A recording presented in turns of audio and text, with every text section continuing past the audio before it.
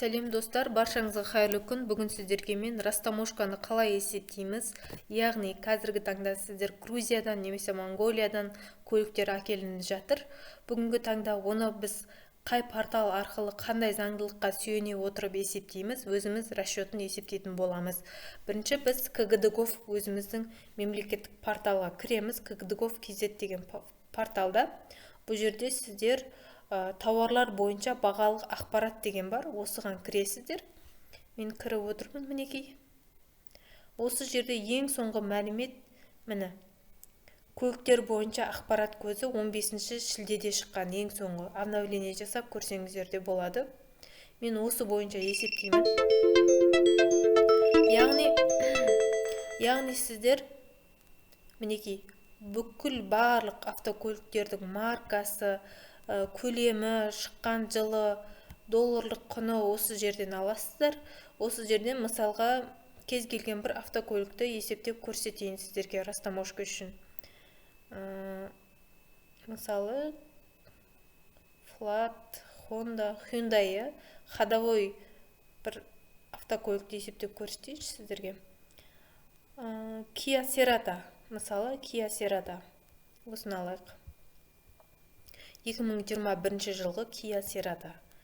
Бұл $8,724 есеп бойынша. $8,724. 1/6 көлемі. Растаможкаға біз есептейміз. 8,724. 8,724. Бүгінгі таңдағы доллар 470 теңге деп алсақ, 4.100.280 теңге болады теңгемен алғанда. Объем двигатель 1/6. Яғни бұл қай жылғы көлік? 2021. 2021-ге бізде қанша жыл болды? 22, 23, 2 жыл болған, е? Міне сертификат 50.000 теңгеден басталады. Таможенный салық бұл 20.000 теңге, окончательный осы сумма. Және таможенный пошлина. Бұл жерде формуламен есептеліп тұр. Сіздерге есептеп көрсетейін. Мінекей. Общий сумманы біз көбейтеміз 15%-ға.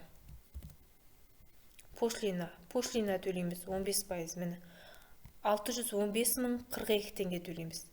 Сонымен қатар НДС төлейміз 12%. Бұның формуласын мінекей қойып қойдым. Мына жерден өздеріңіз қарап шықсаңыз да болады, түсіндіріп. Мінекей есептеп көрсетейін. Плюс автокөліктің суммасы, оған қосамыз 20.000 теңге налог, плюс қосамыз оған пошлинаны қосамыз, е? И көбейту 12% НДС төлейміз. Мінекей. 568.238 теңге. Сонымен қатар услуга брокер 150.000 теңге деп қойдым. Барлығын есептейміз енді. Барлық шығын 1.403.000 теңге болады екен. Бұл тек растаможка. Растаможкаға 1.400.000 теңге кетеді. Біз қандай Kia Cerata'ның 2021 жылғы Cerata'ны Грузиядан немесе Монголиядан сырт жақтан алып келіп жатсаңыздар, осылай есептейсіздер. Енді келесі мен утиль сбормен первичканы есептейін. Бұл қазақ нөмерге өткізу бойынша. Қазақ нөмерге сіздер, мінекей, формулада бар бұл жерде арнайы. Утиль сбор жылына қараймыз, бұл жерде. Первичка. Міне первичка 2 жыл мен 3 жылдың арасында 50 МРП. Биылғы жыл үшін 2023 үшін мен есептеп көрсетейін сіздерге. Первичканы 50 МРП бұл 3.450 теңгеден сіздер 172.500 теңге төлейсіздер. Бұл первичка. Одан соң утиль сбор. Утиль сборға қанша төлейміз? Объемна қарай. Мысалы, мына жерде объем көрсетіліп тұр. 2000 болса, объемына қарай 175 МРП. Первичка бізде көптеу төлейміз. 3450 теңге бұл МРП, 1 МРП-ның құны. 603 мың. 603 мың плюс 2 жылдық машина үшін 50 МРП-міз қанша шықты? 50 МРП-міз 172 мың қателеспесем, е?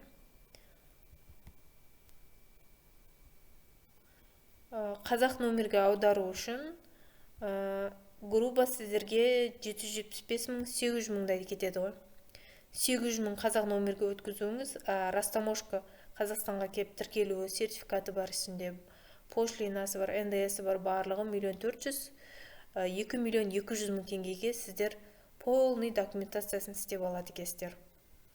Сіздерге ақпаратым пайдалы болса, менің каналыма тіркеліп отырыңыздар. Бұдан да басқа тегін пайдалы ақпараттармен ұдайы бөлісіп отырамын.